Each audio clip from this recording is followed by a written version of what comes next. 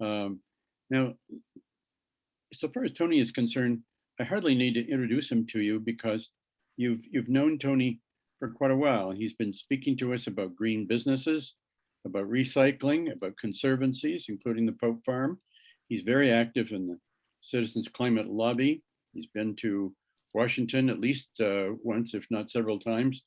And he even participated in the census, the 2020 census a year ago. And so this guy is a really active person who clearly, I'm sure when he gets out of the bed every morning, he thinks, what can I do to make the world a better place?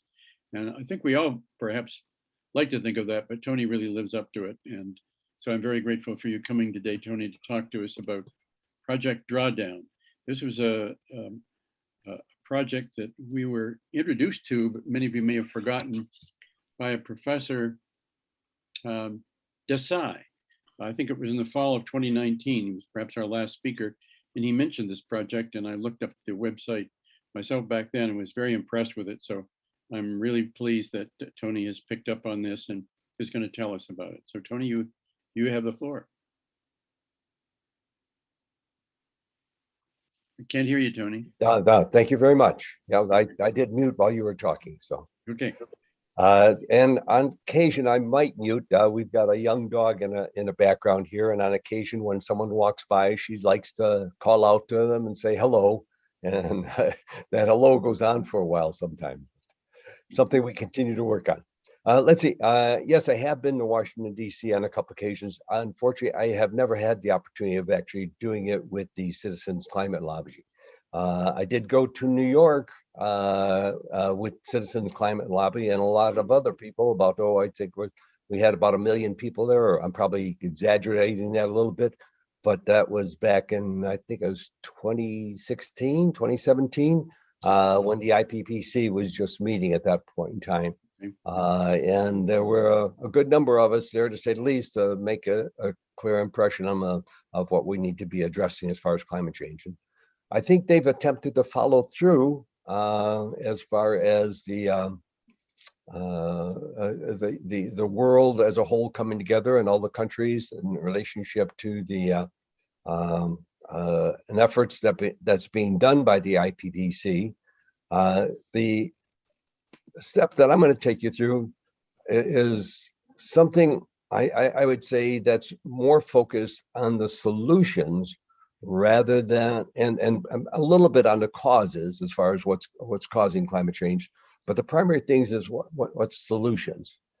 And I'll take you back to something as I'm getting into the presentation. I had an opportunity with my activities that I did both in work and outside of work to be involved with telepresence. And that's one of the things that Drawdown touches on, is telepresence. And that's what we're doing right now. Zoom, of course, has commercialized it, and many people can use it very effectively. I first got exposed to it in the 90s. It was actually in the early 90s, and we had a half a dozen companies positioned around locations around the world, a combination of companies that we acquired and or companies that had evolved through our extension. And we did video conferencing with them back in the early 90s using a similar technology, but not over the internet. There was dedicated lines that we had to do it. The internet was just getting started back in 92, 93 when we were doing it. I fully embraced it. We definitely used it extensively within the organization. We used it for interviewing people. We had to go to sites to do so. We know that after installing it, which was fairly expensive back then, and I would say we probably spent close to $250,000. But in less than a year, we saved over $1 million in recruiting costs. No doubt about it. Plus, we closed a multi-million-dollar deal through video conferencing when a couple executives actually went to England, had discussed it with key executives there, and next thing you know, they came back and actually used it. Drawdown uses it as one of the things that says, hey, if you use video conferencing, you reduce travel, you reduce people having to come into work. And of course, with Zoom, it can be used a little bit too much. And we found that out even in the early 90s. We didn't use it all the time. We just used it routinely instead of actual personal preference. Something else I won't share with you right now, but we also looked at what are the very appropriate ways to do actually good communications. Personal contact, meeting directly, going back to Oak Brook, I think that's a lot more effective than what we're doing right now. But this is a good alternative. That's what I'll touch on at this point in time. So with that, let me go on to the next slide and give you a little bit more perception of what we'll be covering. So for today's agenda, I'm hoping to turn it open into an open discussion after the presentation. Each of you will be able to unmute yourself if everything goes as planned, and you'll be able to interject as you'd like, and then be able to actually unmute yourself and mute yourself again. The key element associated with it, and I'll take you through it later on also, in your lower left-hand corner, back up.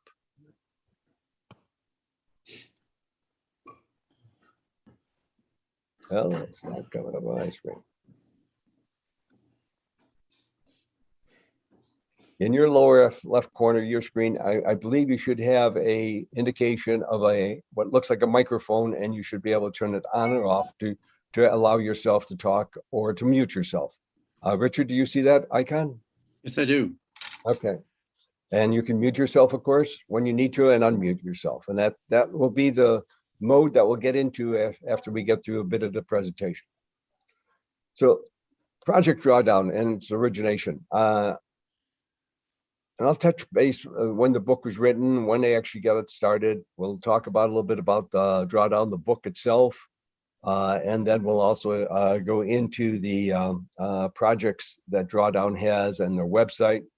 And we'll touch on where it's being utilized. That'll come up in the next few slides. Then we'll actually go into the website and we'll navigate that website and look at several different projects. And then I'll touch on some of the things that we might be able to do at the end as far as how we can be enablers. And then any other questions that you might have. On my screen, that mute just popped up, and I just like to highlight that at this point in time. That's where you'll actually see the ability to mute yourself and unmute yourself as we go through the open discussion. Now, this definitely, I had a little bit of difficulty getting it started, and it's Microsoft, I think, that threw me a loop at this point in time. But in any case, I'm going to start this video. We'll try it and see. If nothing else, I have closed captioning turned on, and you'll be able to see it. It only goes on for, I think it's less than 3 minutes. So bear with me. And if you don't hear the audio, please read the closed captioning.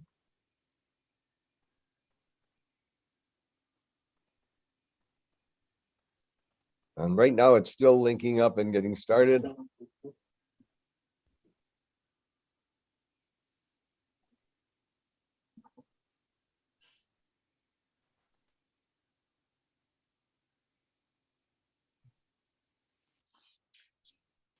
I'm just seeing the.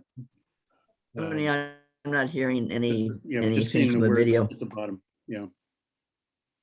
Well, we can at least get the captions at the bottom and get the ideas. You can comment if you like, Tony, during the thing. He's talking about how it got started, and I'll touch on more. The 60 people were involved.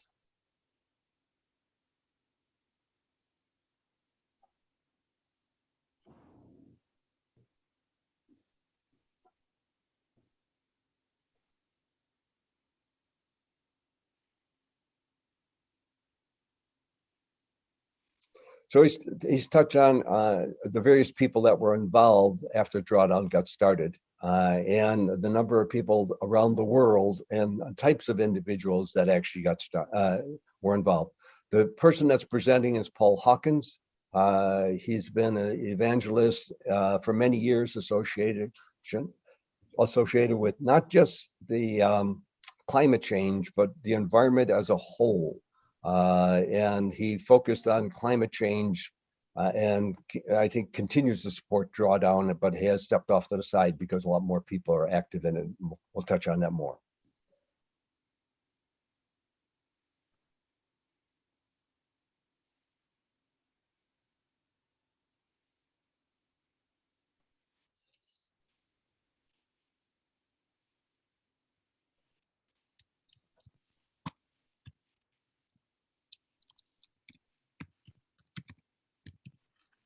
So the key element that he touched on here, and I'll touch on a couple more times, they looked at peer-reviewed science, and in the process of looking at this peer-reviewed science, they only looked at those things that were truly proven, able to be rolled out, and were cost justifiable in rolling them out.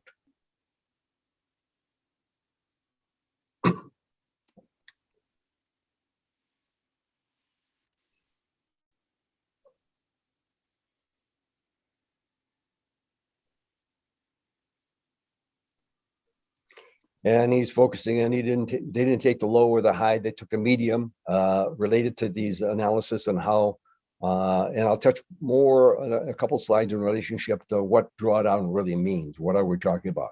Yes, CO2, but there's more than just CO2 that we're trying to draw down. And unfortunately, we continue to elevate it at this point in time.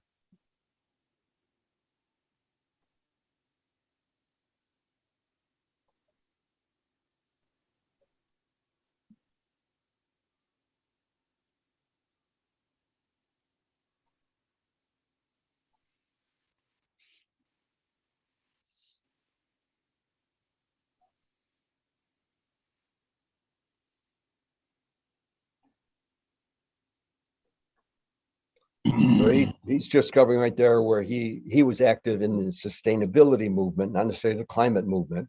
And once he saw what was happening after 2001 is where he started to move in this direction. And I'll give you a clear indication of that. And the thing that is relevant within the presentation is that there's a good foundation in how this has evolved.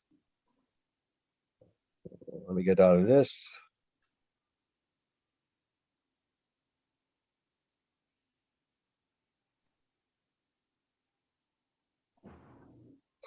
So Drawdown, it came out in 2017. This particular book is something my wife actually saw on the New York bestsellers list. So if nothing else, I'll show you that I have a copy of my own. I've gone through the materials. It is not a novel. It's not it's more like a documentarian associated with how you address each one of these projects that and solutions that they have identified. The book is not the best way to address it. That's my personal opinion. The website and what they've done with that website over time is what we'll be getting into and why it's a very effective tool. So the foundation, as Paul started on this journey, started in 2001. The research for the book started in 2014, and I suggest you that's probably where the majority of the funding materialized, and they started bringing people together. The book was published in 2017. As I mentioned earlier, it was a New York Times bestseller. But even better, the nonprofit organization continues with their Project Drawdown initiatives. With the website maintained, with that website, they maintain a wealth of information and coordination. In going back to the solutions, that's what we'll be focusing on now. In 2014, they started with there were 100 different solutions they thought at that point in time. Even on the initial analysis that they thought they would be able to come out and be viable solutions. Very quickly, is my impression, they focused it down to 80 solutions, and that's what that was published in the actual book. They've come out with a update to the book. That's a PowerPoint that's probably about 100 pages, and I wouldn't say it doesn't parallel the book, it goes beyond the book. In the 2019-2020, we'll look at a couple of pages within that, and now they look at it as far as 76 viable solutions, all ready to go. They'll go beyond net zero as quickly, safely, and equitably as possible.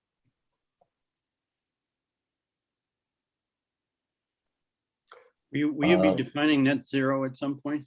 Yes, you'll see a chart and they'll give you a better perception of that. Yeah. Okay, thank you. So recently, the ad that was publicized in the New York Times. Many companies have come together, embraced the Project Drawdown approach, and they know that a key element with making sure that drawdown is successful is that you have to get the government actively involved, and they continue on working on that. And many people, Citizens Climate Lobby has been working on it for 15 years or longer.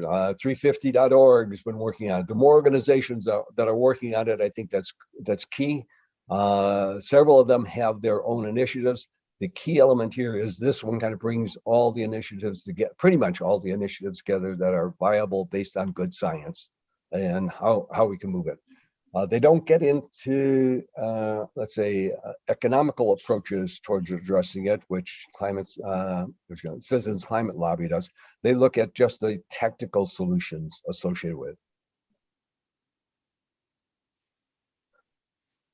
So a short introduction. Let me see how this works. I don't know that it will work very well, and I probably will not run the whole video, but let me touch on it.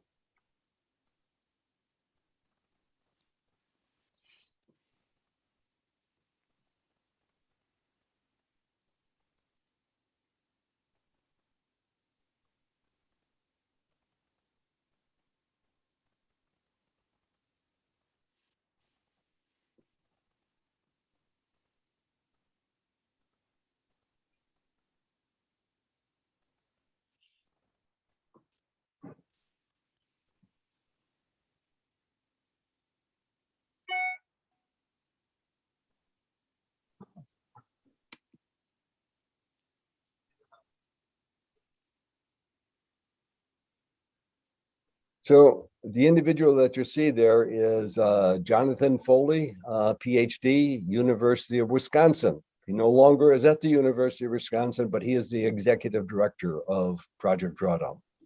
I'm not sure exactly when he left Madison, but he had been in Madison for years. And I believe he's up in Minnesota, although Project Drawdown corporate offices are out in California.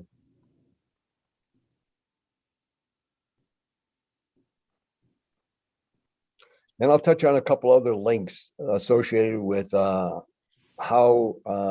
Project Drawdown is being utilized in various locations. So Drawdown Solutions, the framework. The thing that you can't see quite clearly is this is 2 pages from their recent publication, of which I will share after this, that publication with everybody. Basically, the framework takes you through projects that as you initiate these projects, carbon and greenhouse gases affecting the environment that have been continuing to shoot up. This is going over a period of hopefully 10 to 20 years, that after about 20 to 30 years, Project Drawdown will allow those greenhouse gases to be started to draw down. So this time period is between 2040 and 2060. If the projects that are identified are addressed in an effective manner as being recognized by the Drawdown Project Solutions. I guess I'll open that one up and say, does anybody have any questions about that?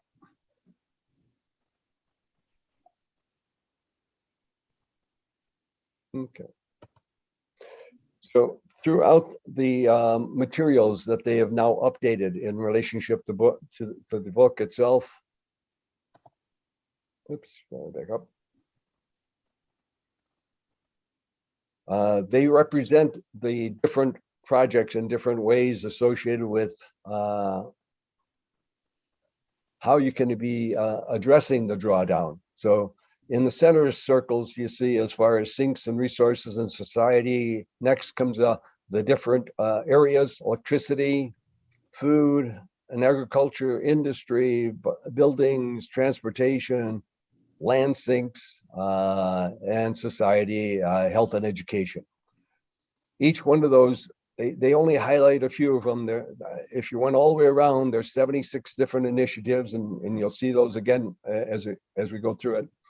And they represent this in several different fashions to get clarity in relationship to what the different projects can do and let's say, effort and emphasis that should be done in each of these areas. So you have electricity, shifting production, you have electricity, enhancing efficiency. Shifting to offshore wind is one of the largest. If we continue to draw and put more into offshore wind, they believe that it'll be a significant reduction in the CO2 as we go forward by redirecting our electrical resources to that. Large scale solar is the next thing, and making sure that utilities are deploying those as they are being done in our area at this point in time and across the country. Distributed solar as an approach is less, it's a good thing to do, but you get a much better bang for your buck by doing it in a central environment. And then concentrated solar, that's been rolled out in a couple of areas. One out in California, one in Spain that I know of. There may be others besides that, but these are the large areas where you see mirrors that are focused on a area of a material up in the sky. I should have brought a picture of it. Basically, where you have a concentration of the solar heat, and it heats up that particular area, and that's what's driving them. And I don't know that I can make it any larger than that, but you'll see it in a couple of other areas. So let me continue on. Tony, it's kind Yes. of interesting that they think that they can achieve all of electrical production without nuclear energy. I don't think that's possible. Is it, Richard? Yeah, I don't think so either. And let me say this much: it's if we had fourth generation nuclear energy completely done about 5 years ago, if we had focused in on it 5 years ago and got fourth generation, and I know one's gone up in if I remember correctly, it's in China right now and in production. If others were there as proven solutions, they would definitely be embracing it. So this will evolve and will continue to change. These were not the same. If you go back and look at the book as far as the percentages and what they thought were the biggest and the best to be done at that point in time. Where is nuclear on this pie chart, Tony? It's actually, if it's down in this area down here is a small segment. Okay. What does fourth generation mean? Richard, I'll give you that one, and you feel free to take a minute or two and talk about fourth generation. Basically, it's defined on the website rethinkingnuclear.org. If you look under some of the definitions in that website, you'll see in-depth definitions. But if you want just a very quick one now, it's a new generation of reactors which do not use water as a moderator. Water slows down the neutrons about 1 million-fold, and so you only use 2% of the fuel. With advanced reactors, the neutrons are kept at the high energy in which they're generated in a moderated fission reaction with metals or with molten salts, but you still use the same fuels, but you do not moderate with water. And so all of the fuel is consumed. The only radioactive things that you have left are fission products, which are much easier to deal with over a few hundred years than the highly radioactive starting material. So they have significant advantages in terms of efficiency, in terms of lack of producing significant waste and consuming all of the fuel. And I should say, the original book was, my opinion, I know Richard's also a little negative in relationship to nuclear energy, but I think they've changed the phrasing of it. I know they have, and they say it's a viable solution as we move forward. We just have to keep an eye on it and see how it can evolve. So, well, there are many people on this group, I see George Erickson here, and I'm sure George is champing at the bit because solar and wind just cannot be scaled up to the needs of society. So it's really unrealistic thinking to think that they can. But go ahead. Those are our opinions. Yep. Let me hold off a little bit until we get through a couple more things, and we'll discuss and can come back to this particular subject as you'd like.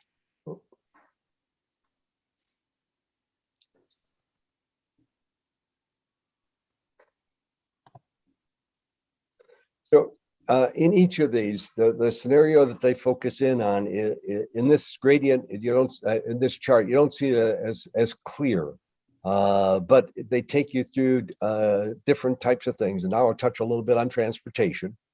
And these charts, again, happen to come out of the document that I'll be sending everybody. And it talks about public transportation as being one of the key elements associated with an alternative that we should be shifting towards. And the difference between the dark circle and the outer circle is the return, how much effort you put into it. And one of them's focused in on putting in enough to get to 2% and capping 2 degrees of elevation of our temperature around the world and compare it to 2 degrees Celsius. Or focusing in on what was agreed to in the IPCC, and that was the 1.5. And to do that, it takes more, and they'll show the difference and how you emphasize each one of those. And these things that you see here, we'll be getting to other areas that will see the same information in a different light. But it touches on carpooling. It talks about bicycles and talks about various methods of actually getting to the point where you're drawing down by utilizing these particular areas. And again, go back to nuclear is just one of 76 different solutions that they're talking about as viable, proven solutions. And that's even with current technology. This one talks about enhancing efficiency using hybrid cars. There's no doubt about it that what Toyota came out with hybrid cars, and if we continue to use hybrid cars going into future, the combination of fuel efficient ICE engines and also having the ability to switch over to electric is one of the approaches that the hybrid cars that they focus in on, in addition to the other Toyotas that have been around for a lot longer than that. But what they say is the best bang for your buck long-term is to move towards electric vehicles or hydrogen fuel cell vehicles, something that no longer requires any fuel other than electricity. And of course, the electric grid needs to change as you're going in that direction. And Tony, could I ask a question? sure, definitely. I don't really understand what these circles are about. They'll be a little bit clearer. Each one of these are solutions. So if you focus in on this solution, deploying hybrid cars, that would get you by focusing on hybrid cars and focusing in on a maximum of 2 degrees. Right now, we have increased temperatures by 1 degree Celsius in comparison to the pre-industrial average that the world had. And now we're up 1 degree. In comparison, the outer ring is 1.5 degrees as a maximum. Inner circle is 2 degrees, and how much would be spent and captured. And as I get into the other slides and look at it from a different vantage point, hopefully I'll get a little bit of better clarity on it. Tony, can I make a comment before you get away from? Sure. You talked about concentrated solar power. Yes. Are you aware that both Ivanpah and Tonopah have been decommissioned? Oh, I did not know that. No. Yeah, they've been decommissioned for gross inefficiency. Ah, interesting. Spain was very big into CSP, And Yes. they have done pretty much the same thing. Huh? Well, that's more than interest. That's unfortunate. Well, it's unfortunate they didn't work well. Yes. They Yeah. should be decommissioned. Yeah. And then I would like to, it just seems incongruous to me that you're not emphasizing the expansion of nuclear power when the World Health Organization rates it as #1 for safety and nothing else comes close. Yeah. And it's more efficient. Capacity factor is greater. Uses about 10 times less resources per kilowatt hour generated, which means less mining. I would urge everyone here who has not done it already to download Unintended Consequences from tundracub.com. It's a free PDF. Read chapters 9 and 10 first. tundracub.com. Very good. I've got a question, Tony. Sure. Hybrid, does that mean straight hybrid or plug-in hybrid? They're different. Yeah, they are different, but I would suggest that this is a combination of two with an emphasis towards a plug-in. Okay, got it. Yeah. Yep. Very good. Now, just like any of these technologies, when I look at a hybrid plug-in, you've got two engines in that thing basically, and a battery. And when you're not using the battery, you're lugging that battery around. So again, it's an interim solution, and I don't suggest it as a long-term solution. You know, we really need to be going to all electric. And I definitely agree, as Richard knows, I agree with fourth generation nuclear is the right thing that we really should be focused in on. I do think that, as you see, there were 100 particular projects that they had original solutions that they had focused in on. They dropped it down to 80, and now it's down to 76 viable solutions. They continue to research it. So I would expect the particular report that I'm going through right now came out in 2019, 2020. Okay, it was published. So the decommissioning of those, I have to believe, were not something that was evident at that point in time. So Just one other quick comment. Sure. The cleanliness of the electric grid affects all of this whole slide as well. I mean, to move to EV, you better have a really clean electric grid. 100% agree, and I'll show you that later on. So Thanks. that's okay. Let me see here.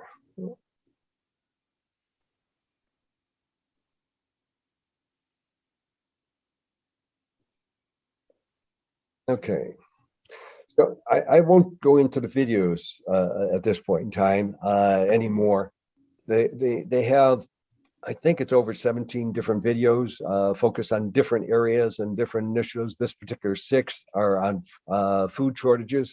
They're very nicely done. They're good primers in regards to what people should be considering, in some cases, what people are already doing. As you get into the website, I highly recommend that you take a closer look at it in the future. And we'll, again, I'll touch on some of them. I just won't click on any more of the videos.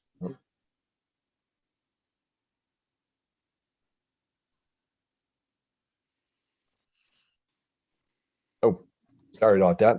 Going back in time rather than forward in time. Right now, as of March 1st, 2022, Minnesota House bill is being proposed to study, a drawdown project approach towards addressing all of the initiatives which would be best for the Minnesota operation. That was just in the press just recently.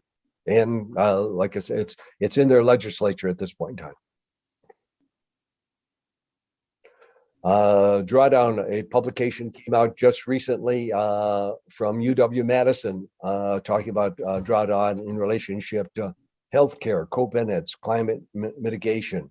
As you know, Jonathan Patz, Jonathan's talked to our group many years ago. Was involved with the original document that was created by the IPPC and fostering it back several years ago. This is another indication that, in this case here, Project Drawdown is an initiative that they're embracing and moving forward with.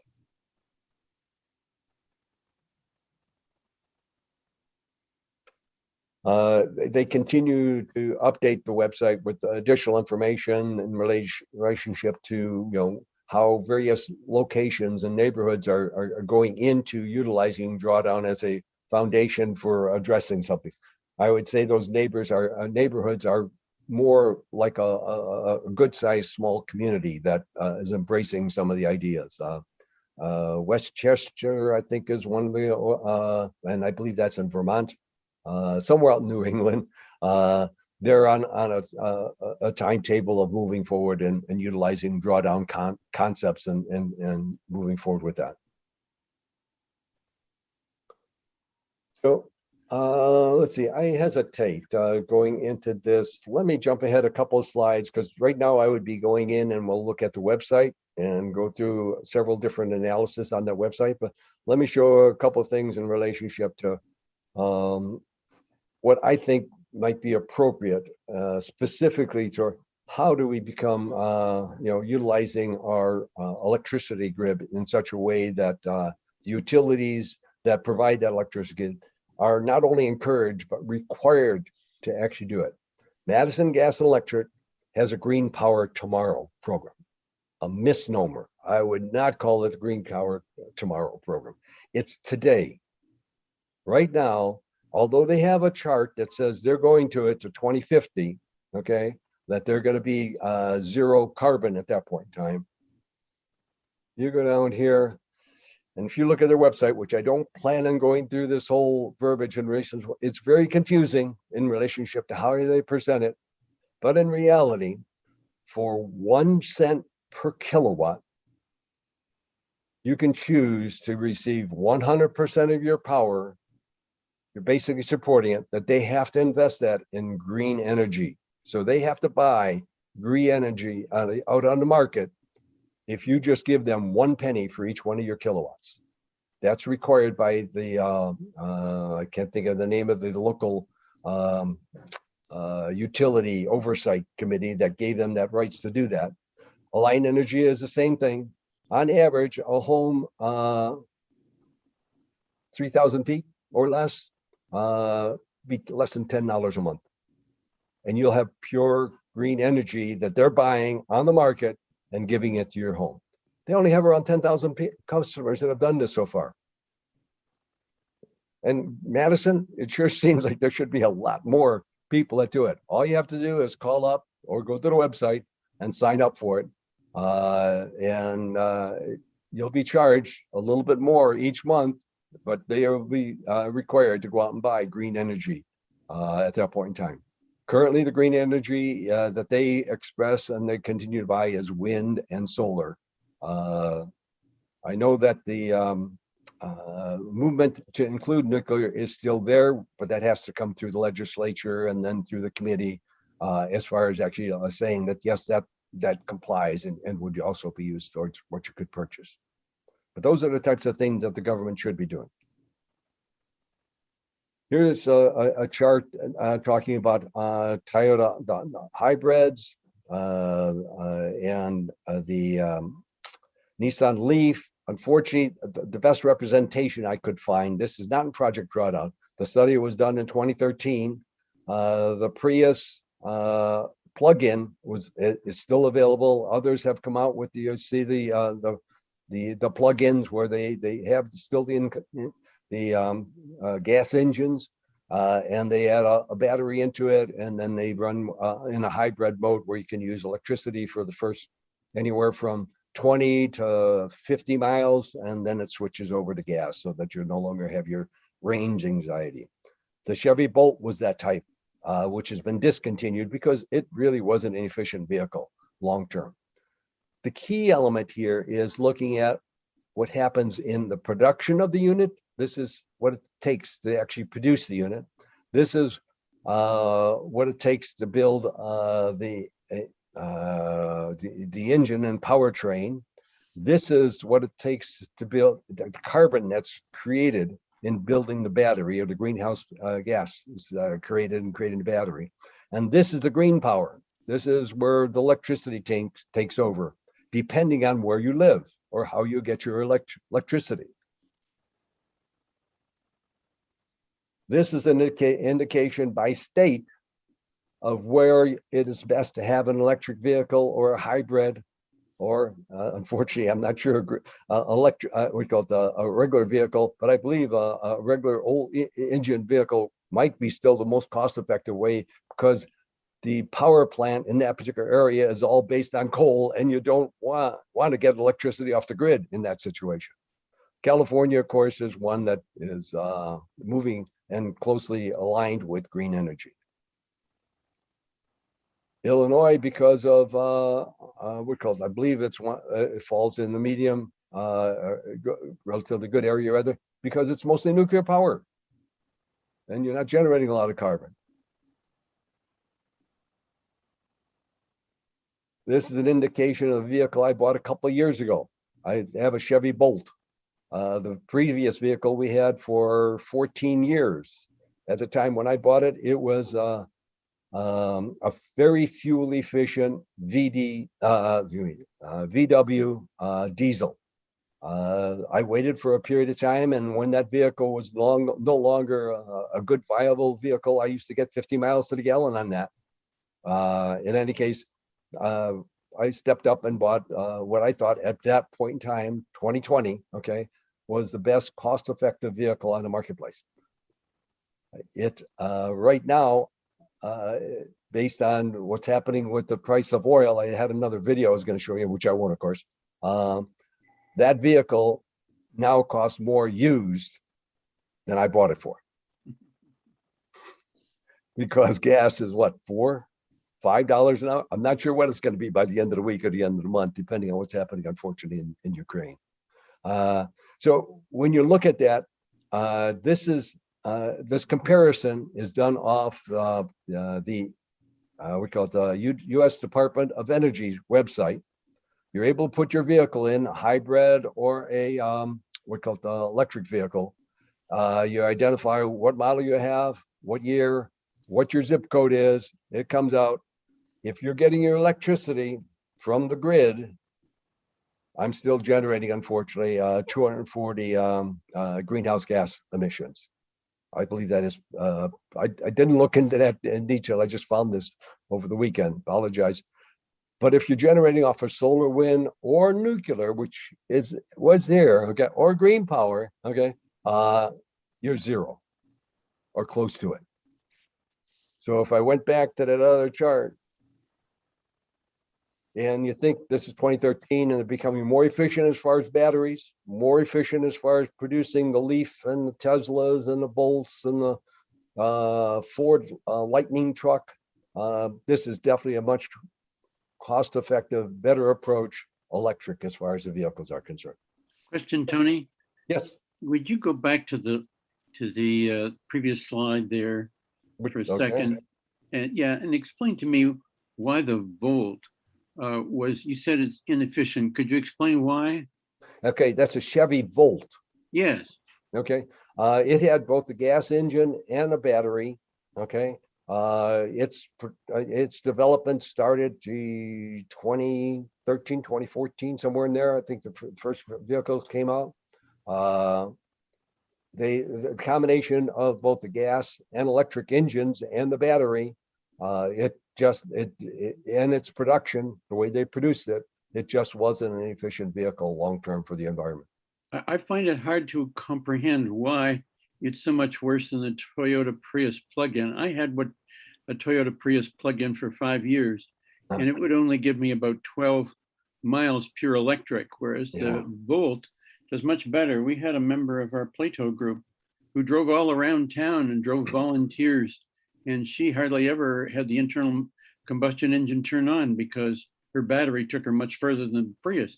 And yet, according to this graph, it says it's less efficient than the Prius. It was 2013 at that point in time, and I believe the original Volt was somewhere in the area around 20 miles, 24 miles, something like that. Volt. Okay. It was 40 miles. It was 40-mile range, if I recall. Yeah. Okay. The reason they. Oh, go ahead. Why is the Volt coming out less efficient than the Prius plug-in? Do you have any idea? No, but the reason they discontinued it was simply that GM lost money on every single volt that they ever sold, because Okay. it was so expensive to produce the battery pack, the whole electric drive, and also have the internal combustion engine in Okay. there. Hybrids are not practical for the long term. You have too much hardware in those things. Yeah. Yep, I agree 100%. More to fail also. That's More true. to fail. Absolutely. More moving parts, many more moving parts Okay. than a pure electric. Yeah, Thank you, and folks. you can look at it this here also, that relationship that now the battery in comparison to all electric vehicle took the similar in nature. In comparison, in the production, the Prius, they did a much better job. Didn't get as many miles, but Okay, thank you. But- That's okay. The other, you have a lot more charging stations now than you did in 2013. I mean, Yeah. that was the push behind the plug-in hybrid, is that, well, if you couldn't charge it, you could run on gas. yes, The number of stations has really gone up. It's going to continue. definitely agree. Okay, thank you. Okay, let's see if there's anything else. Yeah, so again, I won't show that video.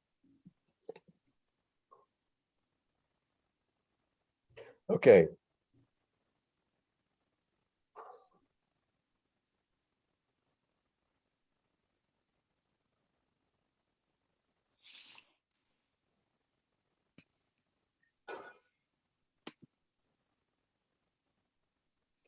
So part of Project Drawdown, I've just gone to their website, gone underneath solutions. And under the solutions, they have the 76 different projects listed, okay, alphabetically, as far as what are the different initiatives that you could be looking at as a solution that would work best. Now, this is looking at it on a global level. And that's one of the key elements associated with how you rate these various things and looking at the analysis of it. So strictly alphabetical. Then if you want to look at it by sector, you just click on sector here. And I just happen to click back to transportation. Over here, your scenario 1 is if you want to get to 2 degrees and then start dropping off. In comparison, you want to get to 1.5 degrees.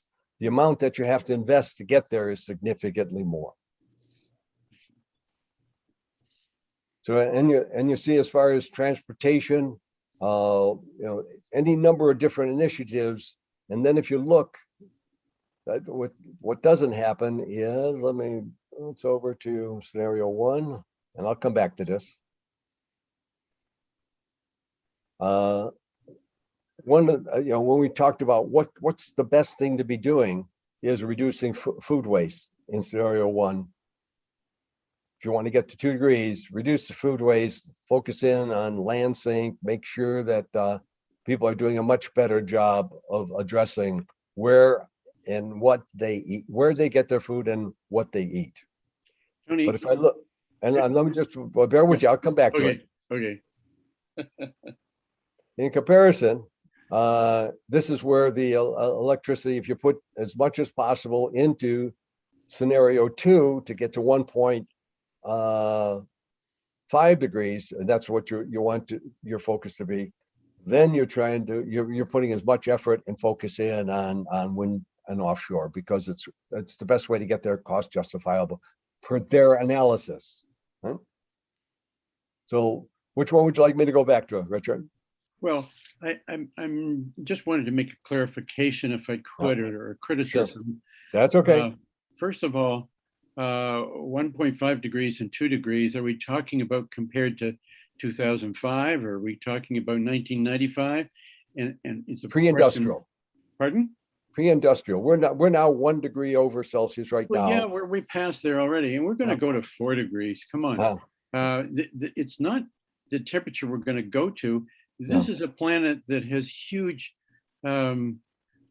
momentum, and we're going to get there to all these temperatures sooner or later. The question is when and how long is it going to take us to get there? And I find these numbers 1 degree, 2 degrees, falsely giving me some kind of false hope. Oh, And that I wish they had some other way of Yeah. looking at the rate of climate change. I think it's brilliant to have all these different items. It's wonderful because you can look at them and compare them and see where we ought to put our emphasis. But 1 degree and 2 degrees or 1.5, I find meaningless. I wish they would have a rate of climate change index. no. Yeah, I think it's their attempt to put an emphasis on what they believe for the world again, but it's different in your own individual areas as far as how you Yeah. address it. Yeah. Yes. Yeah. Okay. And yeah, unfortunately, we're not on a trajectory that it looks that we're going to plateau and drop off in 2040, 2060. I believe their analysis, and that's why on their gradient that they showed back several charts ago near the beginning of this presentation, it didn't have dates on it. In the verbiage, they talk about 2040, 2060, and I'm a big believer in that you had to have milestones and clarity. If not yearly, quarterly would be better. That you can say, hey, I reduced whatever it was. I bought that electric car and now I reduced this, or the incentive that said, everybody's going to have an electric car and we're going to have it by 2023, not 2040. Yeah. Yeah. At the rate the fuel's going up, maybe we all will have electric Yeah. cars by then. Yeah. Tony, I'm confused about the scenario 1 and scenario 2 degrees. What those numbers under that at 47.21, et cetera, what are the units on those numbers? I don't That's the understand. amount of drawdown that would be resulting if you focus in on it to get to 2 degrees. And so that's the amount of offset that you have with your focus being on electricity and offshore wind. That's the way I understand it. It is The not. amount of offset, Yeah. I mean, I'm looking for units like, joules per whatever, you know what I mean? What I don't understand the units on those whatsoever. I'm sorry. It's greenhouse gas. Let's see if maybe there's a clarity here. There you go, right there, as far as gigatons of CO2 equivalents reduced or sequestered. Okay. Okay. Gigatons of CO2 sequestered. Okay. Thanks. Yeah. So if we put in enough offshore wind, okay, and it's viably justifiable to do that, is what they say. It's proven technology. All you have to do is get through the roadblocks of where people don't want it in their backyard, and then get the appropriate companies to deploy it, and someone to fund it. You'd have 147 gigatons of CO2 sequestered by doing that. And when all of these projects came to conclusion that you're actually doing these things at the level that they expect you to be doing, the world would basically start drawing down. And part of that drawdown comes from land sink, tropical forestry. There's no doubt about it. It's going in the wrong direction right now. But if you started moving it in the right direction, there's attempts to try and do that. We would start sequestering. We would be moving towards 85 gigatons of greenhouse gases being sequestered. This is basically reducing the pollution associated with energy by not using coal and natural gas, but instead using nuclear, using offshore wind, whatever it is, that you want to go to. So let me go back to sectors. Oops.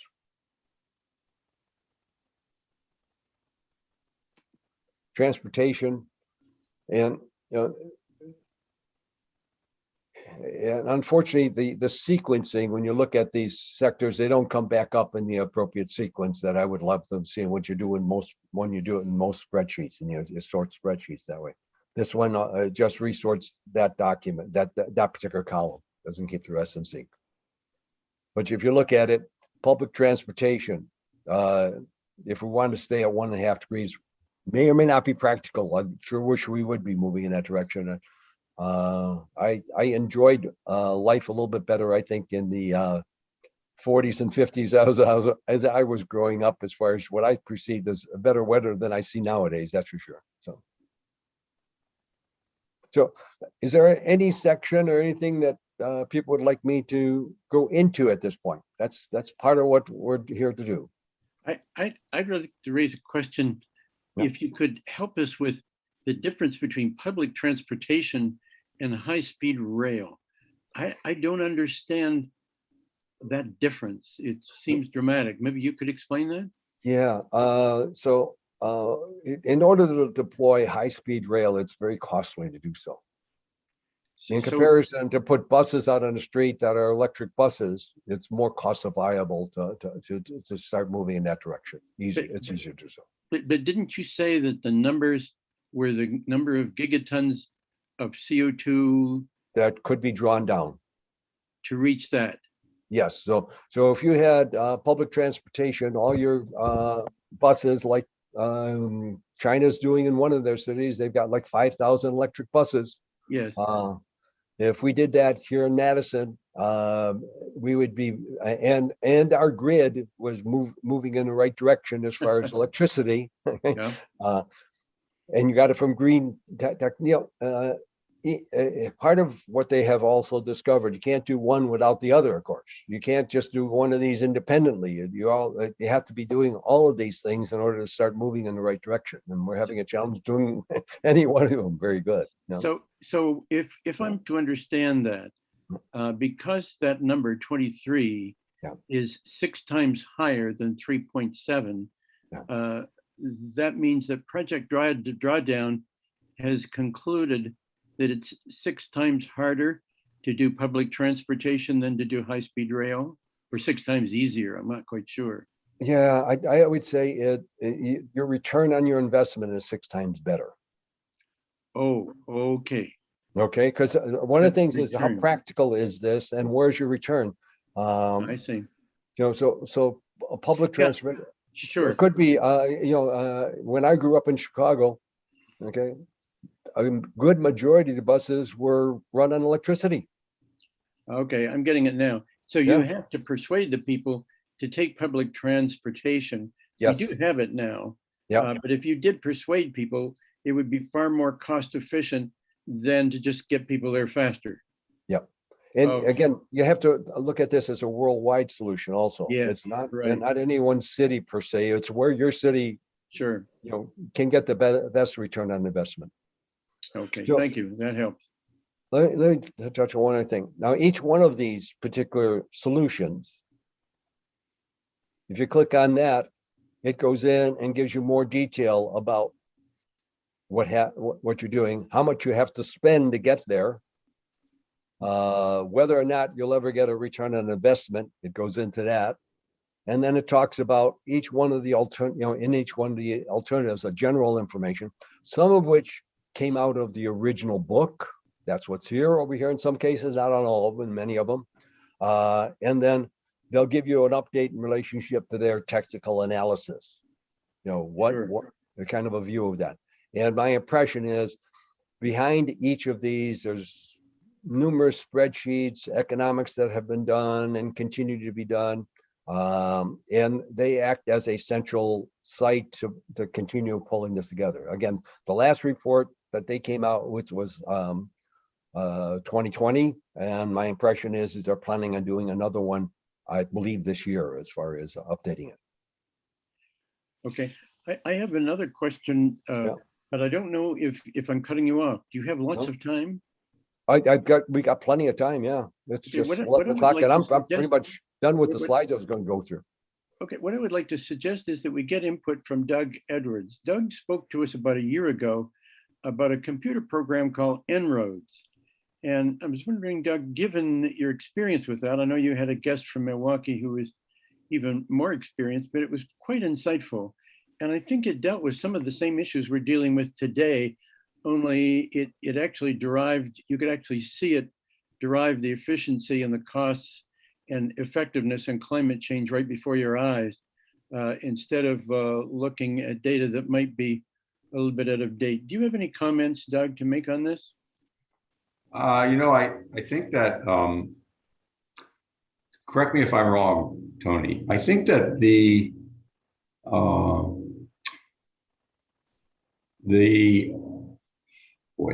gigaton effect of each of these is or reflects what I would describe as a equilibrium value.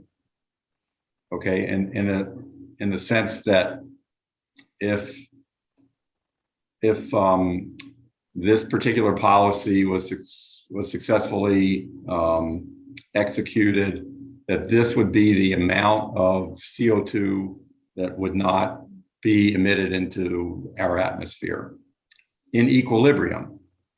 But these numbers don't necessarily reflect the speed at which that would happen.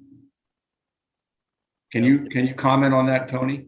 Yeah, I agree with you, Doug, and that it doesn't necessarily identify speed. That's part of the reason that chart doesn't say when this would be accomplished or how for sure it will be. It just says if everybody's embracing these technologies and they're cost effective, you're going to be doing it. You're going to spend, in this case here, $2.12 trillion to get to 2 degrees. Yeah, so I would call that, just because I'm a chemical engineer, I would call that the kinetic effect, okay, as an alternative to the equilibrium effect. And what En-ROADS teaches you, if anything else, if nothing else, it teaches you that kinetic effect, that the speed at which you accomplish these changes is very important. For example, En-ROADS includes a policy parameter for sequestration, for forest deforestation, as well as afforestation. None of those will have a significant impact on global warming in En-ROADS, given, I'll call them standard assumptions, mainly because accomplishing them takes a long time. Reforesting takes a long time. It takes a long time to grow grow a new forest, that sort of thing. Likewise, the development of CO2 sequestration is anticipated to take a long time. And likewise, Richard, and this is one of the big problems, at least in particular in En-ROADS with nuclear power, is that the development of new technology, new nuclear technology, takes a long time. And so it's 10, 15 years before you start to feel any impact from these changes in policy. And so I think that if there's a flaw in this book, it is that it doesn't address. I don't think that it addresses that to any extent. But perhaps, I've actually read it, but it was some time ago, so I don't remember. Tony, you may have seen it more recently. Yeah, I read it when it first came out. I have perused it recently and pulling out some of the information, but in reality, it's the website that they continue to update. The book is, I would suggest, just stale at this point in time, and continues to evolve as far as the website is concerned. Now En-ROADS does allow you, to your perhaps your point, a point you might make, Richard, is that it's possible that any one of these technologies, if we really put our noses to the grindstone, that we could develop them and deploy them more quickly. In which case, En-ROADS actually allows you to play with that model. Let's say some of those development assumptions. Yeah, and then you'll see these things show an impact, a significant impact. Yeah, I appreciate your interactions between you two. I think the inroads model and the in this model are interesting in their contrasts and similarities. I'll take slight issue with your conclusion that we can't do nuclear more rapidly. China has said flatly that they will build 15 nuclear plants a year over the next 10 years and have 150 built in 10 years. No, and I'm not contending that you can't, Richard. Pardon? I'm saying that the experience is that you can't, that you haven't. Well, that's we our haven't. experience because we're a democracy, and China is not. But There you go. yeah, Absolutely. Absolutely. That's absolutely true. Like I said, you put your nose to the grindstone and you decide to fork over all that money, yeah. and you can do anything. Arguably within reason, you can do most anything. I mean, look at what's happening in Ukraine right now. Yes, right. Yeah, I think nuclear is 11 logs more efficient in terms of energy density than wind and solar, and you just can't change that fact.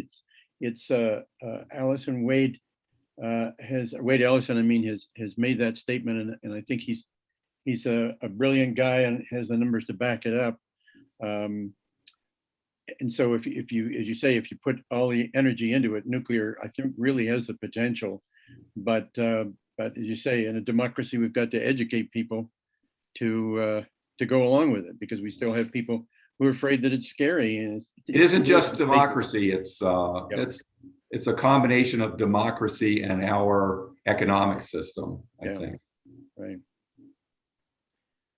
Well, thank you for your input, Doug. I appreciate it. Any other questions and thoughts for Tony? I think you said, Tony, that you've almost finished your slides.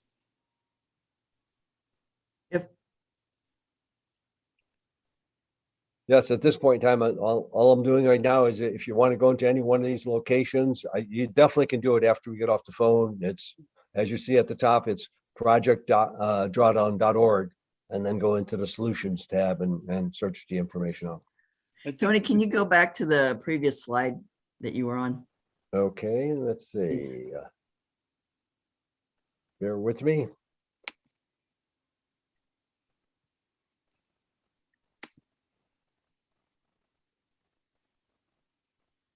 No, it's that one that was talking about public transportation versus. There you go. There we go.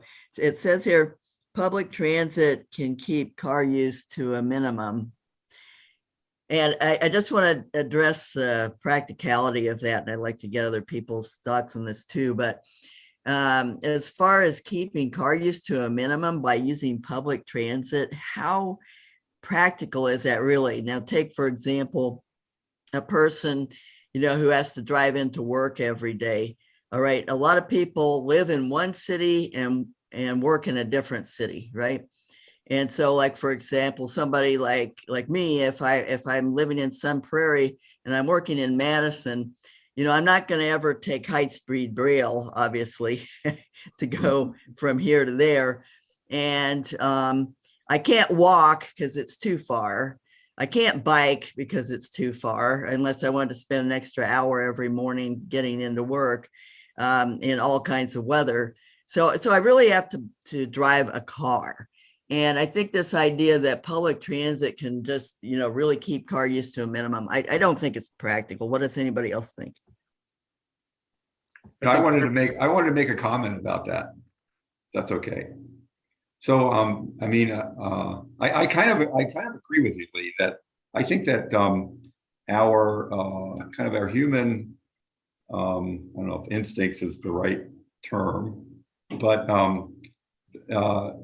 our desire, I guess, for sort of instant gratification would force me into a car. I would prefer to, if I had to go that far for work, I would want the flexibility to go in when I want to and come home when I want to.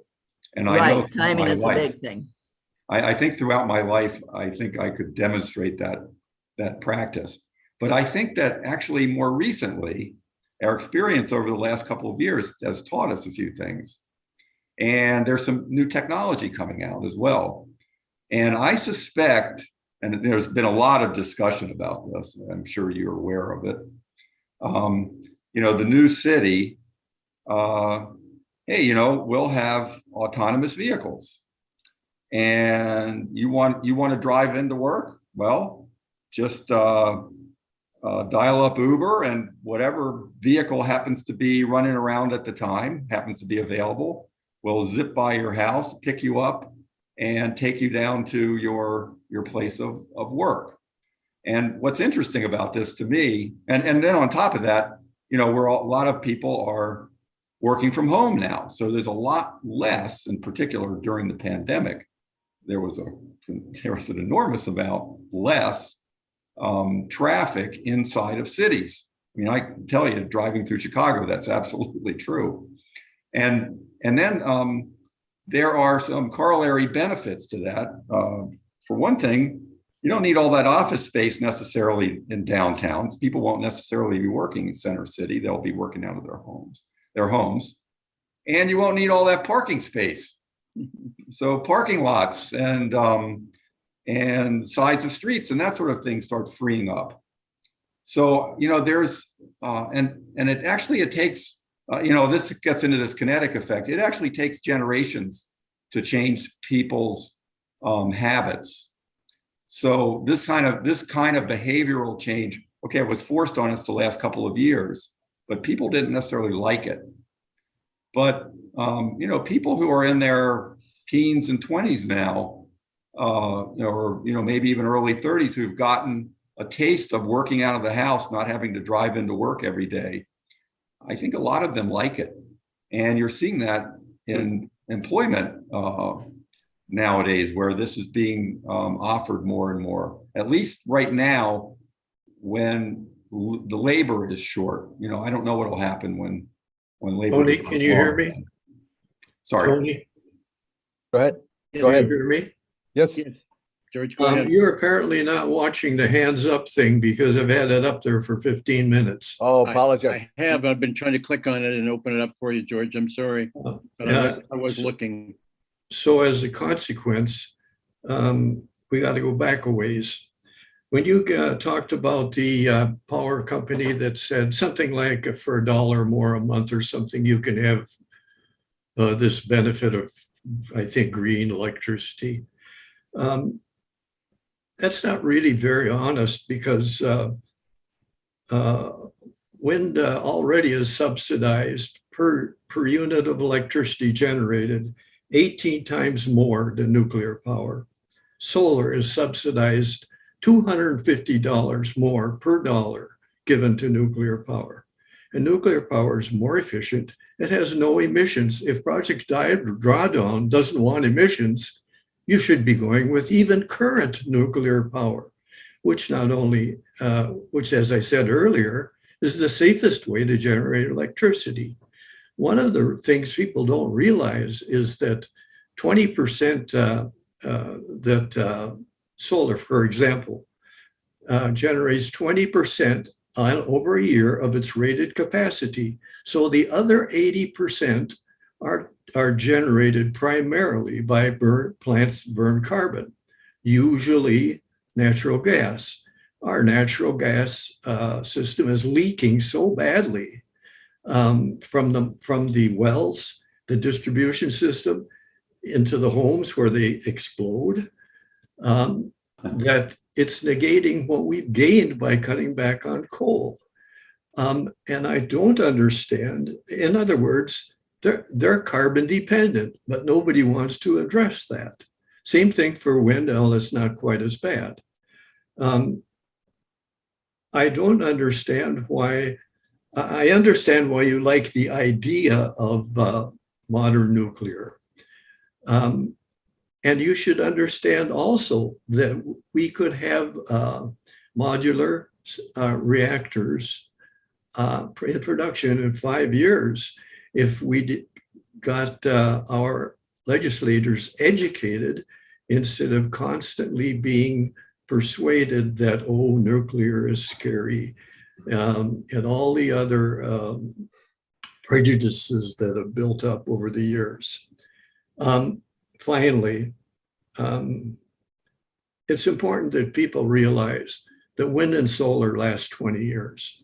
Wind has to be remanufactured every 20 years. Solar degrades from the day you put them up at about up to 1% per year. At 20 years, they are done. They have to be recycled as hazardous waste. The pollution where the resources are mined is terrible. The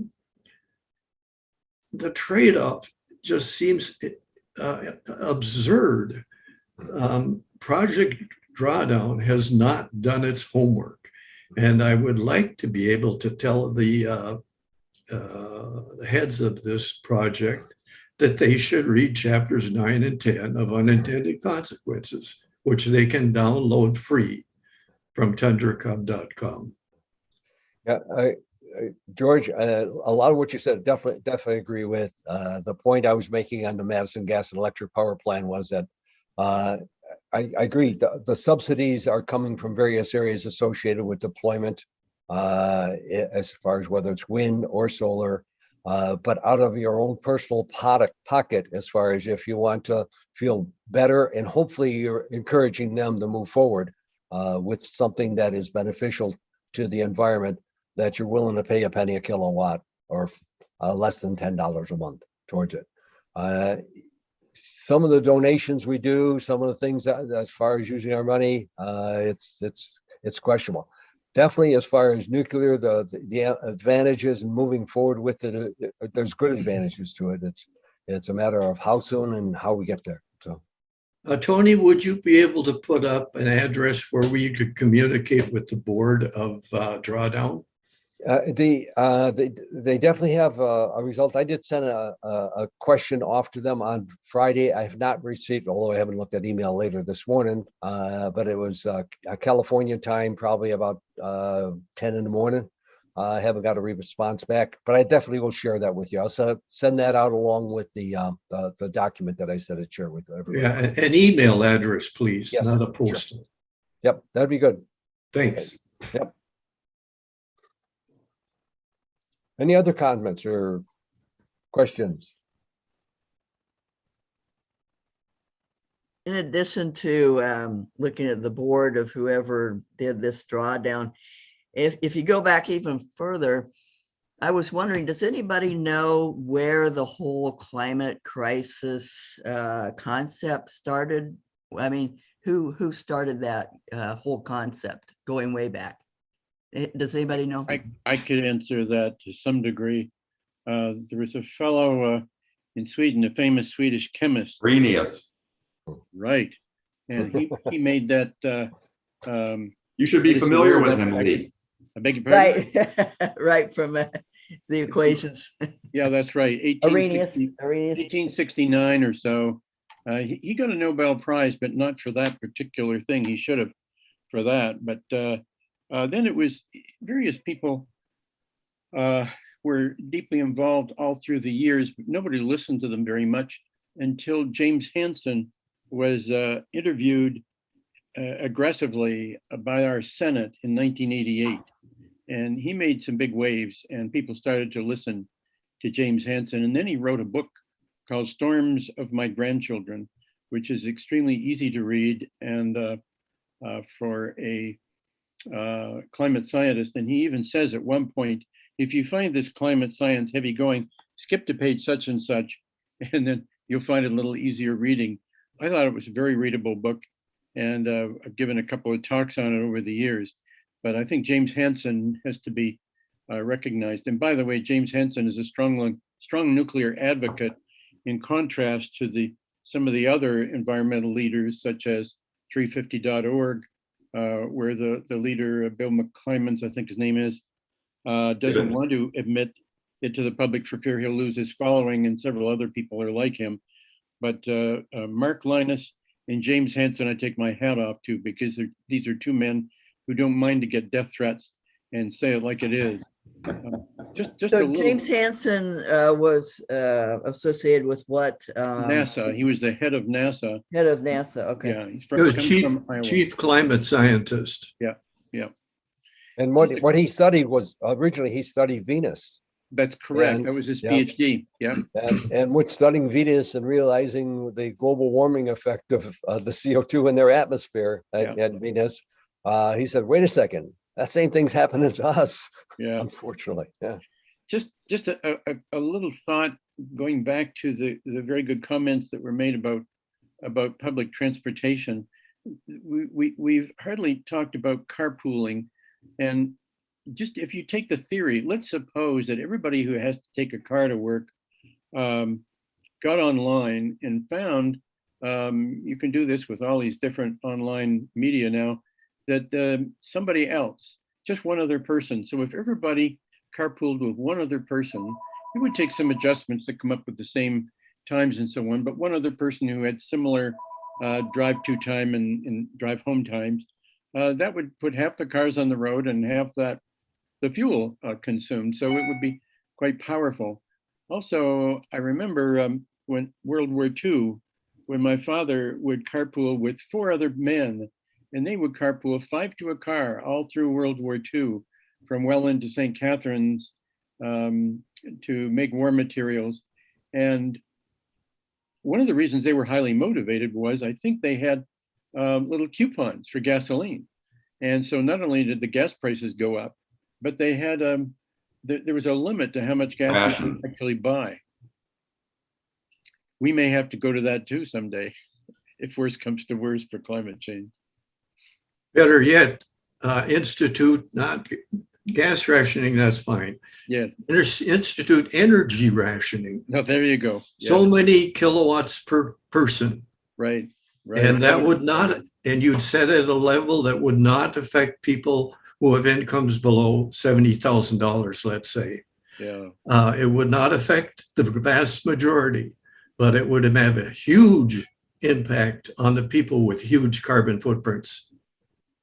So George, in the middle of January, if you've run out your carbon allotments, and then they say, okay, with the smart meter, we're going to turn off the power to your house, George, because you've used up your carbon allotments for the month, and you're going to be very cold. But sorry, George.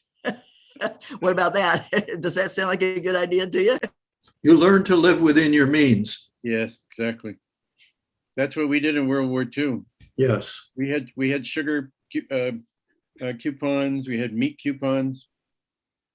Tire rationing, Yeah. butter rationing, meat Yeah. rationing, Yeah. speed limits, and everybody accepted it. Exactly. Now they get all excited if they have to have a They're shot. afraid that we're taking away their freedom, so they drive across the country Right. to Ottawa and demonstrate. Thank you, everybody. I have to leave. Tony, thanks for your work. Here, Tony. I completely agree. And it's nice to have you join us, George, while you could. Well, let's see. I did pull up carpooling. It says right off the bat, we could do it right now. Yeah, 0 cost, just one person drive rather than 2 or 3. Yeah, and of course, each time we've gone to visit a location, as far as our tours of facilities, we've always carpooled to. That's where it's effective, of course, is where you have groups going in one direction or another. Yeah. Do you think we'll be able to do that sometime? I still want to do that with the recycling, Yeah. Tony. Do you think that might be feasible in the fall? I'm looking forward to it. Yeah, I would think that's possible. Yes. I would very much like to do that. By the way, you gave a wonderful talk, and I think it might still be recorded on the PLATO website. And you had some nice videos on there. They were really excellent. I appreciate that. So let's see. Anything else? Any other areas you'd like me to go to as far as this? So I'll leave it at that, and I'll draft up an email. They'll both have the attachment, some contact information, and hopefully we'll be able to get a better understanding of this project drawdown and the initiatives. I do think it's being utilized in various areas in different ways, focused in on the best results for their particular area. So it was interesting, and I had been impressed with the website before, and I appreciate your bringing it to our attention. I think I appreciated Doug's interaction comparing it with En-ROADS. I wouldn't mind to see that En-ROADS video again, Doug. Do you think that might be possible to do again this fall or something? Oh, sure, anytime. Okay. I think it was what was nice. En-ROADS is available for anybody to access on the web. You know, it's Why don't you send us a link? Because the last time I went on, I couldn't get it to open for me. I could read about it, but I couldn't get it to actually operate. you can get it to operate. I promise you. If you can send me the details, I'll pass it along. Okay? It'll be out in just a second. Okay. You're one fast guy. Yeah.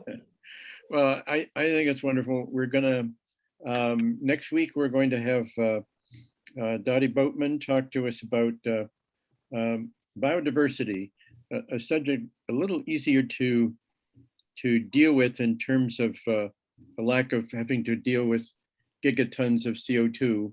It's, I think, a very well-written web link that you can download or just read it without downloading it onto your computer. And I encourage you to all look at it, because next week we won't need slides. We'll all be one big group and we can ask questions back and forth about that. So until next week, have a great time. Enjoy. So Richard, I just pasted the En-ROADS link in the chat. If you could send it to me, I would share it around. Fine, I'll do that too. I don't see it in the chat. I'm sorry. Let's see. I've got this is the link, but it would be much easier. It's right above it. If you could just send it to me on email. Yeah. That would be great. And then I'll pass it around.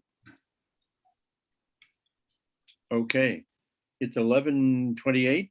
Any other comments or thoughts? Otherwise. Well, this is Steve Shell, and I came in late because I had to have my gas meter changed in my 12 furnaces. I would appreciate the capability to get the recording and see what Tony has done there. His drawdown information. This has all been recorded. If you just go to platomadison.org, and it'll be up in a couple of days, and look under recorded sessions. And I appreciate all the comments about nuclear power. As a nuclear power advocate, professional, all my career. And I would note that during that career, I've always carpooled. I've been able to carpool to throughout Pittsburgh, out in the country, to and from Milwaukee when I worked for Wisconsin Electric. Makes good sense.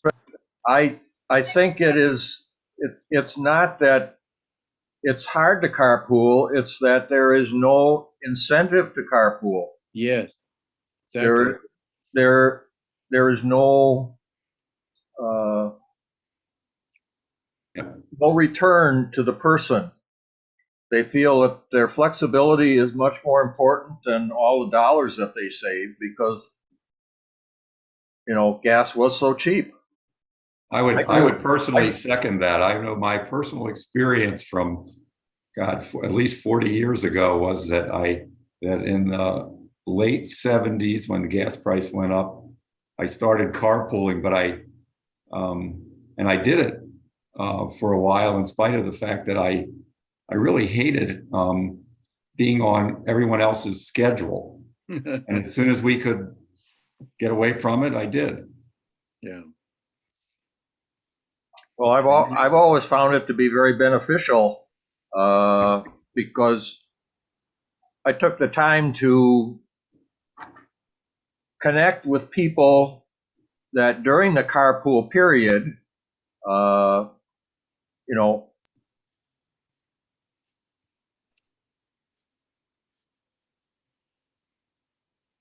you still with us?